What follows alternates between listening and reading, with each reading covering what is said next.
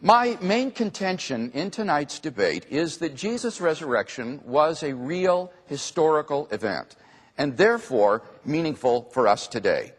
So in my opening speech, I want to outline a case for the historicity of Jesus' resurrection. Now, I'm going to be giving you a lot of historical information, so hold on to your hats. A historical argument for Jesus' resurrection involves two steps. First, determine what are the facts to be explained, and second, determine what is the best explanation of those facts.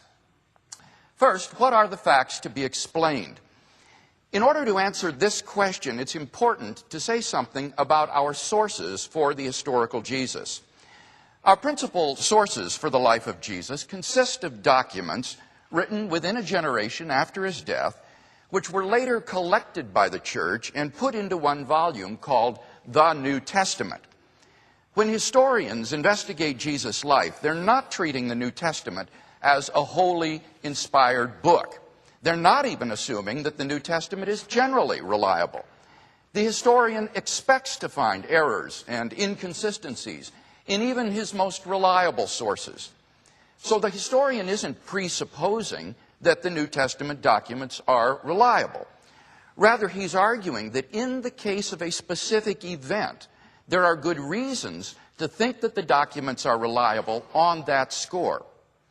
So, when we come to what these documents have to say about the resurrection, the question is, what historical facts about this event can we reliably recover from the documents?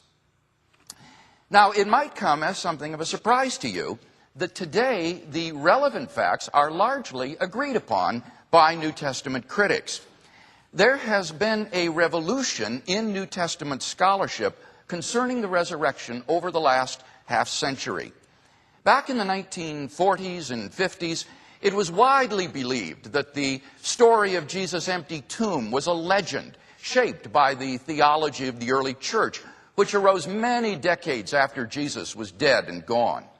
The post-mortem appearances of Jesus were thought to have been hallucinations brought on by the disciples' fervent faith in Jesus. And the disciples' belief that God had raised Jesus from the dead was taken to be the result of the profound impact Jesus had had upon his disciples during his life. Today, these positions have been largely abandoned within the scholarly community. Those who still cling to the older opinions represent the radical fringe of contemporary New Testament scholarship.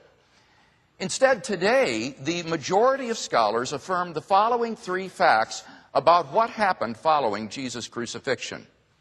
Number one, on the Sunday morning after his crucifixion, Jesus' tomb was discovered empty by a group of his women followers. Two, on multiple occasions, various individuals and groups experienced appearances of Jesus alive after his death. And three, the original disciples suddenly and sincerely came to believe that God had raised Jesus from the dead despite every predisposition to the contrary. What are some of the reasons that have persuaded most scholars to think that the documents are accurate with respect to these three facts? Let me simply mention a few of the reasons. First, with respect to Jesus' empty tomb, most scholars have been convinced on the basis of reasons like the following three. Reason number one, the empty tomb story is part of Mark's very old source material. Behind Mark's story of Jesus' passion lies an earlier source, which included the story of the women's discovery of his empty tomb. Mark is the earliest of our Gospels, so his source must be even earlier still. In fact, the commentator Rudolf Pesch dates this source to within 7 years of Jesus' crucifixion.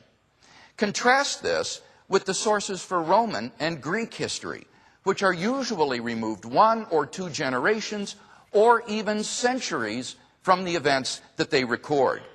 For example, the earliest biographies of Alexander the Great were written by Arrian and Plutarch over 400 years after Alexander's death.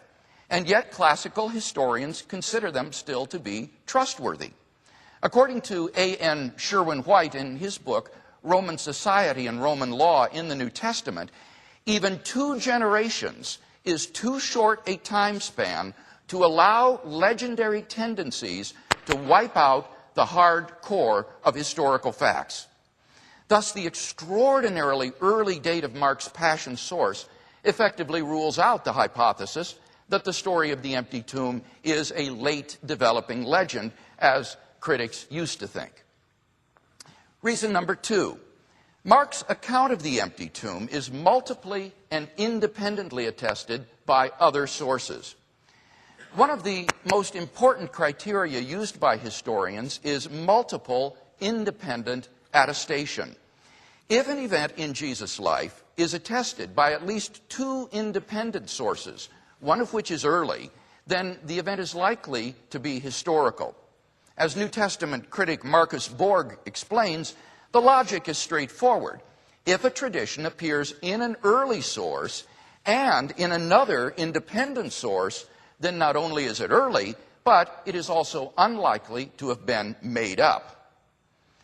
In the case of the empty tomb, we have not only Mark's early Passion source, but also independent sources used by Matthew and John. The empty tomb is also mentioned in the early sermons, in the Acts of the Apostles, and implied by Paul in his letter to the church in Corinth.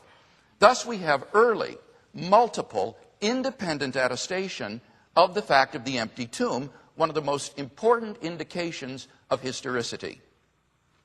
Reason number 3. The tomb was discovered empty by women. In a patriarchal society, like first century Palestine, where the word of a woman was looked down upon, it's remarkable that it is women who are the discoverers of Jesus' empty tomb. Any later legendary account would certainly have made male disciples, like Peter and John, discover the empty tomb. The fact that it is women, rather than men, who are the chief witnesses to the empty tomb is best explained by the fact that they were the discoverers of the empty tomb, and the gospel writers faithfully record what, for them, was an awkward and embarrassing fact.